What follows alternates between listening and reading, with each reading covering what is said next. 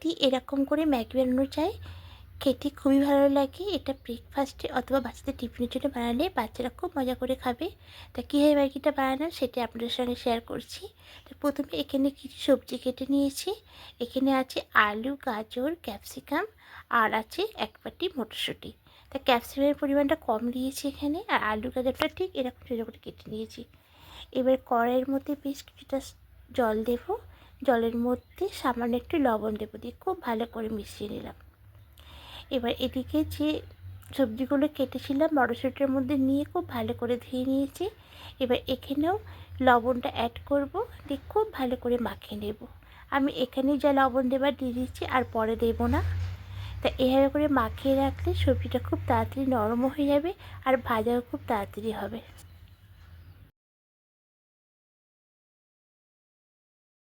যে জলটাও গরম হয়ে গেছে, এবার এখানে ম্যাগিগুলো দিয়ে দেব, দিয়ে একটু উল্টে দেব। আমি এখানে 3টে ম্যাগি নিয়েছি।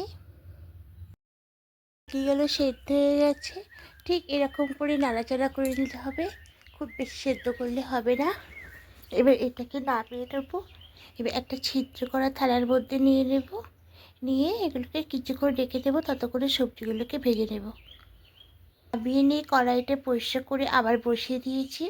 এবার কড়াইয়ের মধ্যে সামান্য সাদা তেল দেব, আর এদিকে 2টো ডিম নিয়ে নিয়েছি। একটু সামান্য লবণ দিয়ে খুব ভালো করে এটাকে ফেটিয়ে নেব, নিয়ে এবার তেলের মধ্যে দিয়ে নাড়াচাড়া করে ভুজিয়া করে নেব।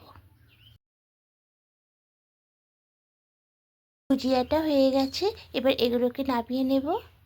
আবার বেশ কিছুটা সাদা তেল দেব। এবার তেলের মধ্যে রসুন কুচি, আদা কুচি দিয়ে একটু ভেজে নেব।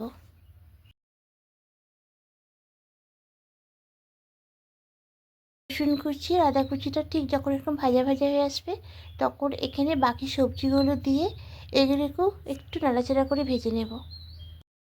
এবার গ্যাসের আঁচটাকে একটু কমিয়ে দেব, দিয়ে ঢাকা দিয়ে কিছুক্ষণ হতে দেব। এবার এদিকে একটা বোলের মধ্যে বেশ কিছুটা টমেটো সস দেব, চিলি সস দেব, আর সামান্য একটু সয়া সস দেব, দিয়ে খুব ভালো করে মিশিয়ে নেব।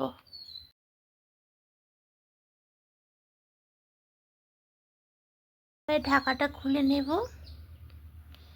হ্যাঁ, সবজিগুলো সেদ্ধ হয়ে গেছে। এখানে সামান্য কিছু কাঁচা লঙ্কা কুচি দেব, আপনারা ঝালটা বুঝে শুনে দেবেন, যেমন দেবেন। আমি একটু অল্প দিলাম, দিয়ে এখানে 1 প্যাকেট ম্যাগি মশলা দিয়ে খুব ভালো করে মিশিয়ে নেব। এবার যে ম্যাগিটা রেখেছিলাম ম্যাগিটার মধ্যে দিয়ে দেব, দিয়ে আবারও 1 প্যাকেট ম্যাগি মশলা আর ডিমের ভুজিয়াটা সামান্য একটু রেখে দিয়ে বাকিটা সব দিয়ে দেব, দিয়ে খুব ভালো করে এভাবে করে মিশিয়ে নেব। এবার যে সসটা করেছিলাম সেটাও এখানে দিয়ে দেব, দিয়ে গ্যাসের আঁচটাকে বাড়িয়ে দিয়ে এবার সব কিছু খুব ভালো করে মিশিয়ে নেব।